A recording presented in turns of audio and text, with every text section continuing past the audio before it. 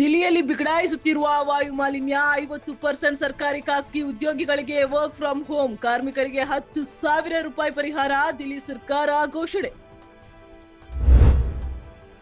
Nashik apartment ಹಗರಣ ಸಂಕಷ್ಟಕ್ಕೊಳಗಾದ ಮಹಾರಾಷ್ಟ್ರ ರಾಜ್ಯ ಕ್ರೀಡಾ ಸಚಿವ ಮಾಣಿಕ್ ರಾವ್ ಕೊನೆಗೂ ಸಚಿವ ಸ್ಥಾನಕ್ಕೆ ರಾಜೀನಾಮೆ.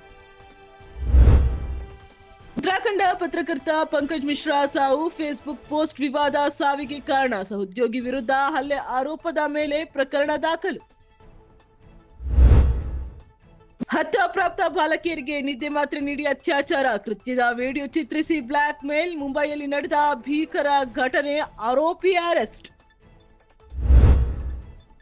ದೇಶದಾದ್ಯಂತ ಜಾರಿಯಲ್ಲಿರುವ ಡಿಬಿಟಿ ಯೋಜನೆ ಬಗ್ಗೆ ತೀವ್ರ ಕಳವಳ, ಕಡ್ಡಾಯ ಪರಿಶೀಲನೆ ಇಲ್ಲದೆ ಕೋಟ್ಯಾಂತರ ರೂಪಾಯಿ ಫಲಾನುಭವಿಗಳ ಖಾತೆಗೆ, ಸಿಎಜಿ ಸಂಜಯ್ ಮೂರ್ತಿ ಕಳವಳ. ವಿದ್ಯಾರ್ಥಿನಿ ಅಕ್ಷತಾ ಪೂಜಾರಿ ಮೇಲೆ ಪೊಲೀಸರ ದೌರ್ಜನ್ಯ ಆರೋಪ, ಉಡುಪಿ ಬಿಲ್ಲವ ಯುವ ವೇದಿಕೆ ನೇತೃತ್ವದಲ್ಲಿ ಪ್ರತಿಭಟನೆ, ಬ್ರಹ್ಮಾವರ ಪೊಲೀಸ್ ಠಾಣೆಯವರೆಗೂ ಮೆರವಣಿಗೆ, ತಪ್ಪಿತಸ್ಥರ ಪೊಲೀಸರ ವಿರುದ್ಧ ಎಫ್ಐಆರ್ ದಾಖಲಿಸಲು ಆಗ್ರಹ.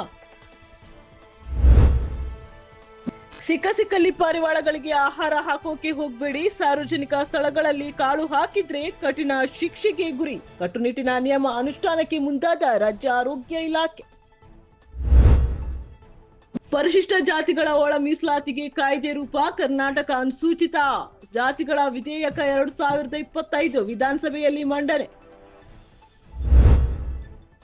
ಭಾರತ ಇಥಿಯೋಪಿಯಾ ಪ್ರಾದೇಶಿಕ ಶಾಂತಿ ಭದ್ರತೆ ಮತ್ತು ಸಂಪರ್ಕದಲ್ಲಿ ನೈಸರ್ಗಿಕ ಪಾಲುದಾರರು, ಇಥಿಯೋಪಿಯಾ ಸಂಸತ್ತಿನಲ್ಲಿ ಪ್ರಧಾನಿ ಮೋದಿ ಭಾಷಣ. ಭಾರತ ದಕ್ಷಿಣ ಆಫ್ರಿಕಾ 4ನೇ T20 ದಟ್ಟ ಮಂಜಿನ ಹಿನ್ನೆಲೆ ಪಂದ್ಯ ರದ್ದು, ಸರಣಿಯಲ್ಲಿ ಭಾರತದ ಮೇಲುಗೈ.